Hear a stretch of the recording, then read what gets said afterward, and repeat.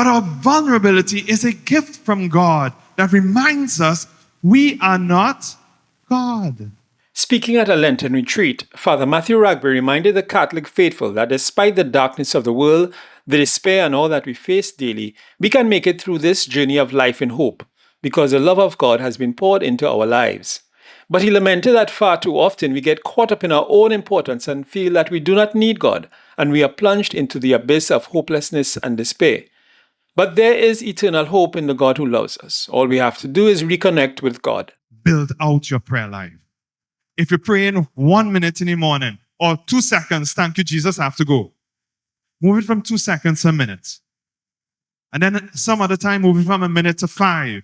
Begin building out in practical ways the rock of your faith, because it will hold you in the midst of the storms, the fires of this world. On the third night of the retreat, Wednesday, March 26th, Father Ragbir urged the congregation to understand that sin ruptures our relationship with God. We like to dress up sin and call it nice things. But sin, and you may be offended when I say this, but it's true, sin stinks before God. He said we often forget that God has already won the battle for us on the cross at Calvary. But even so, he said God will not force himself on us. No shotgun wedding.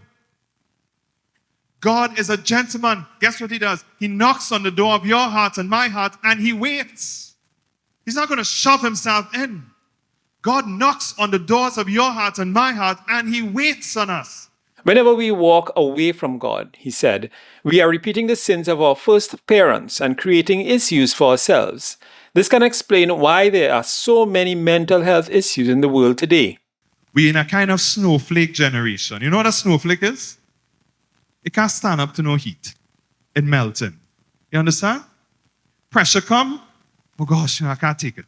But the wood of the manger and the wood of the cross, he said, builds our bridge back to God, if only we would open our hearts and use it. All my life you have been so